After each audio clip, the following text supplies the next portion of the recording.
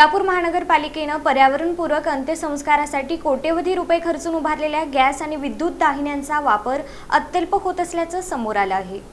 वृक्षतोड कमी व्हावी, धूरमुक्त आणि पर्यावरणपूरक अंत्यसंस्कार व्हावेत या उद्देशाने सोलापूर महानगरपालिकेने शहरात 5 गॅस आणि 3 विद्युत दाहिन्या उभारल्या आहेत। देगाव कारंबा नाका, पद्मशाली स्मशानभूमी, अक्कलकोट रोड आणि कुमठे येथे गॅस दाहिन्या, तर मोदी, रूपा भवानी आणि पुणे नाका येथे विद्युत दाहिन्या कार्यरत आहेत। मात्र या आधुनिक दाहिन्यांचा वापर हा अपेक्षेपेक्षा अत्यंत कमी प्रमाणावर होत आहे। एप्रिल ते जुलै 2026 या 4 महिन्यात रूपा भवानी विद्युत दाहिनीत 34, मोदी विद्युत दाहिनीत 81 आणि अक्कलकोट रोड गॅस दाहिनीत केवळ 2 अंत्यसंस्कार, तर उर्वरित 5 दाहिन्यांमध्ये एकही अंत्यसंस्कार झालेला नसल्याचे चित्र सध्या पाहायला मिळत आहे। या 3 विद्युत दाहिन्यांसाठी दरवर्षी सुमारे 60 लाख रुपये वीज बिल, 15 लाख रुपये देखभाल दुरुस्ती आणि 21 कर्मचाऱ्यांच्या वेतनासाठी 55 लाख रुपये असा एकूण 1,30,00,000 रुपयांचा खर्च होत आहे।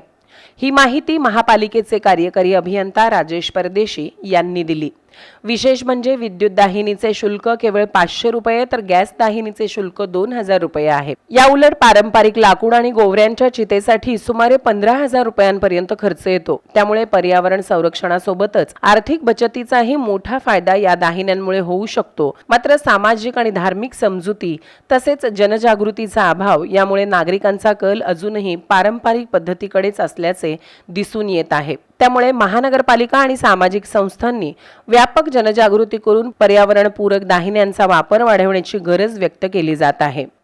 मात्र महानगरपालिका आणि सामाजिक संस्थांनी एकत्र येऊन व्यापक जनजागृती जर निश्चित केली तर निश्चितच सामाजिक दृष्टिकोन बदलणे शक्य होणार आहे। मात्र केवळ महानगरपालिकेने हे मनावर घेणे गरजेचे आहे।